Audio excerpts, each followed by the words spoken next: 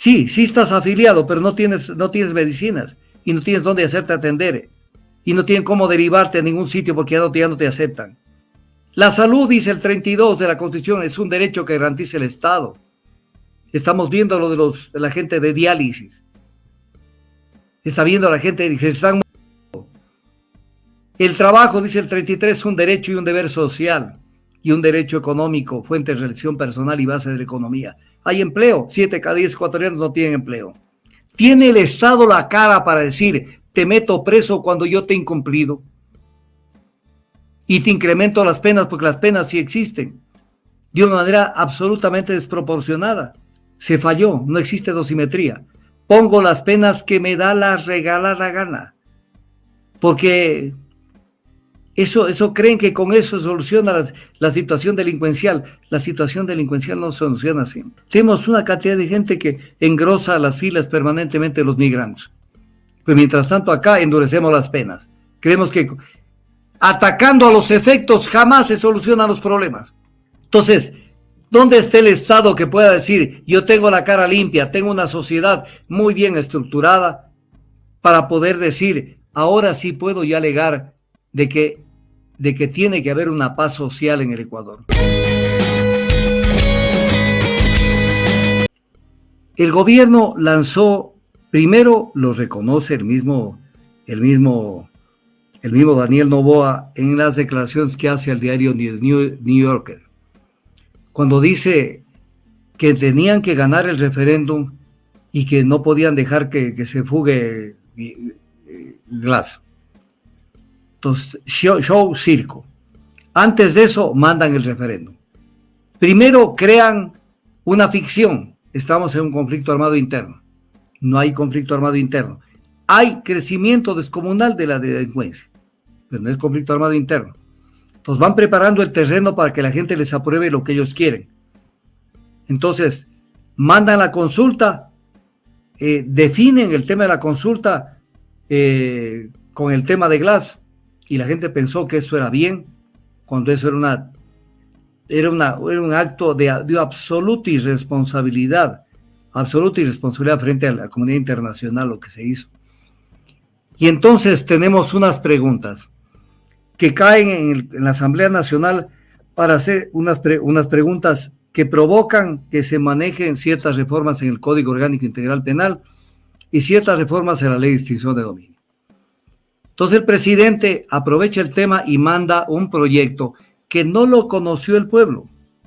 Es importante verlo. El pueblo no conoció el contenido del incremento de las penas, conoció el concepto. La pregunta es, por ejemplo, en uno de los casos, ¿está usted de acuerdo que se incrementen las penas de tales y tales delitos? Pero el presidente no consultó de qué monto, en qué dimensión se iba a subir ese incremento de penas.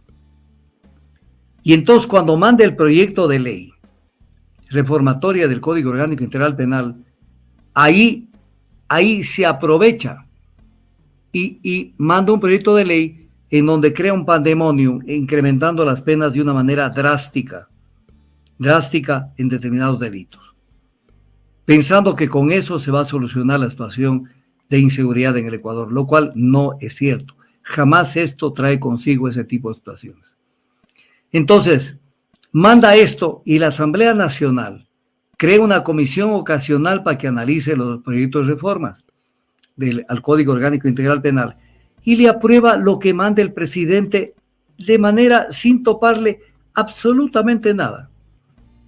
Lo cual es terrible, porque la consulta popular dijo que el presidente, una vez que tenga un resultado favorable de tenerlo, que lo tuvo, la Asamblea Nacional tenía que debatir el proyecto. Debatir no es poner la firma donde le ponen firmones. Donde le pusieron, ahí está la firma. Dele. Esto me recuerda a las 5 leyes que le aprobaron, porque allí también les tembló todo y dijeron, nos van a decir que no le estamos dando gobernabilidad al patrón Noboa, al patrón Niño, al patrón Guagua. Entonces aprobémosle nomás las leyes que mandó.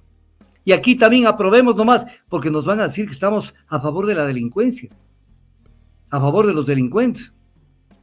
Y por eso hizo el show Noboa, diciendo que le están queriendo boicotear la ley y que eso no va a permitir, porque de esa manera se están burlando de la voluntad popular, y mintió, porque ahí incluso señalaba en ese comunicado que lo publicó, señalaba que el pueblo había como mandante había aprobado el determinado incremento de ciertas penas en el monto que él señalaba, cuando eso no se aprobó por parte del pueblo.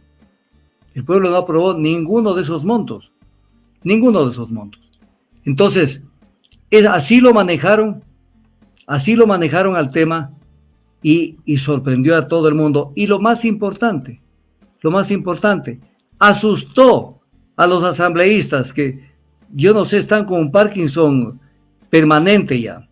Entonces dijeron, cuidado, no le demos la razón al presidente.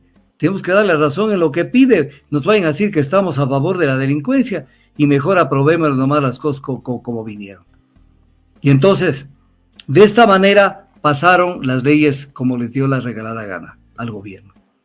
Pasaron las leyes, pero el tema no queda allí. El tema es mucho más grave.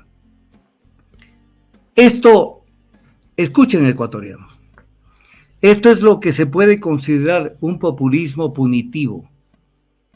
Populismo punitivo penal. ¿Qué quiere decir el populismo punitivo penal?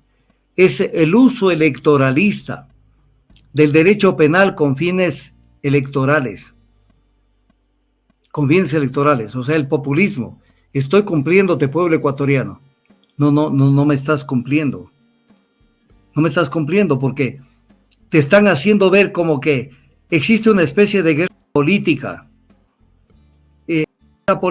respecto de quién pone más penas por determinados delitos, porque de esa manera obtienen más favores de la opinión pública electoral. Se sensibiliza a la gente porque se busca la parte emotiva, emocional de la gente, una parte simplificadora que la gente no termina por entender a dónde quieren llegar con esto. Y entonces, esto se presenta a la persona acusada como una persona irreformable. Cuando, por ejemplo, cuando se tira abajo y se mete dentro de prácticamente toda la lista a muy buena parte de los delitos, para que no puedan los presos salir de manera anticipada con el régimen semiabierto o abierto, lo cual es una frustración enorme para las personas que son detenidas y son privadas de la libertad, porque no ven en el horizonte ninguna posibilidad de cuanto antes salir de ese infierno que es una cárcel. Entonces, de esa manera no se van a acoger, no van a ser personas que permitan una adecuada reinserción social, una adecuada rehabilitación social. Porque la gente, si a una persona que le ponen 10 años de prisión, peor si le ponen 26 años, que son como que no poner nada, 26 años, a una persona que va a vivir 75 años, ponerle 26 años de prisión, se le comieron gran parte de su vida. Esa persona que ni siquiera tiene derecho a mejorar su conducta para que algo les rebajen de sus penas, no va a tener eso. ¿Ustedes creen que van a salir esas personas rehabilitadas y con el ánimo de reinsertarse en la sociedad de la mejor manera? Eso no se va a dar. Eso no se va a dar. Por estos actos desmedidos, potencializando los aspectos punitivos del sistema penal. Entonces, que además esto no soluciona los conflictos sociales. No solucionan. Entonces, esto sí me permite recordarles a la gente algunas cosas. Las Naciones Unidas vienen preocupándose desde hace tiempo para que se humanice la justicia penal. Y dentro de ese proceso hay numerosos instrumentos internacionales. Pero así como el Estado saca la cara y dice, yo los tengo que meter presos a toda esta gente, porque estas gentes le han fallado al pueblo. Entonces veamos en qué le ha fallado el Estado a la gente. Artículo 3 de la Constitución, son deberes primordiales del Estado. Garantizar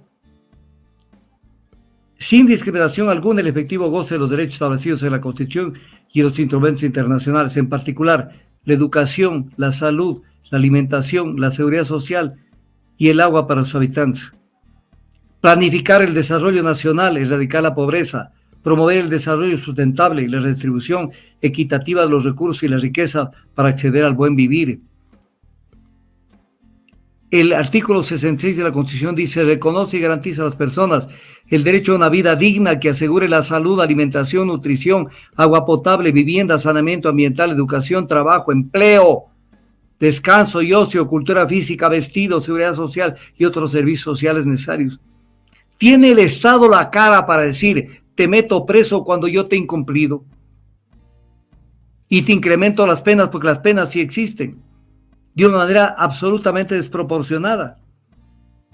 Pero las personas tienen derecho, artículo 30 de la Constitución, las personas tienen derecho a un hábitat seguro y saludable y a una vivienda adecuada y digna con independencia de su situación social y económica.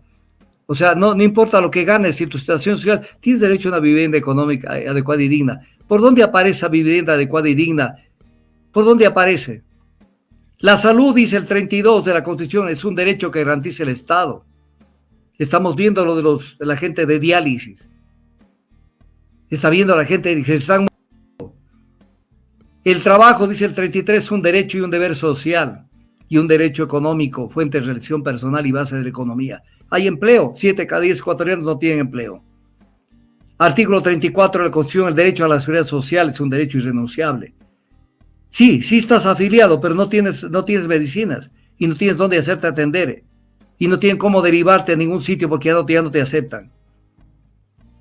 Respecto a los adultos mayores, el Estado garantiza la atención gratuita especializada de salud y el acceso gratuito a medicinas. ¿En qué momento hay la atención gratuita especializada de salud y acceso gratuito a medicinas? ¿En qué momento hay acceso gratuito a medicinas? Exenciones del régimen tributario y así. Entonces, ¿dónde está el Estado que pueda decir: yo tengo la cara limpia, tengo una sociedad muy bien estructurada para poder decir: ahora sí puedo ya alegar de que tiene que haber una paz social en el Ecuador y que obviamente esto es lo que tiene que regir? Pero además el artículo 76 de la Constitución dice: la ley establecerá la debida proporcionalidad entre las infracciones y las sanciones penales, administrativas o de otra naturaleza. Esto es lo que se llama la dosimetría en el derecho penal. Se falló, no existe dosimetría. Pongo las penas que me da la regalada gana, porque eso creen que con eso soluciona la situación delincuencial. La situación delincuencial no se soluciona así. Se soluciona con una situación económica y social aceptable y con educación. Mientras eso no existe, tenemos una cantidad de gente que engrosa las filas permanentemente de los migrantes. Pues mientras tanto acá endurecemos las penas. Creemos que atacando a los efectos jamás se solucionan los problemas.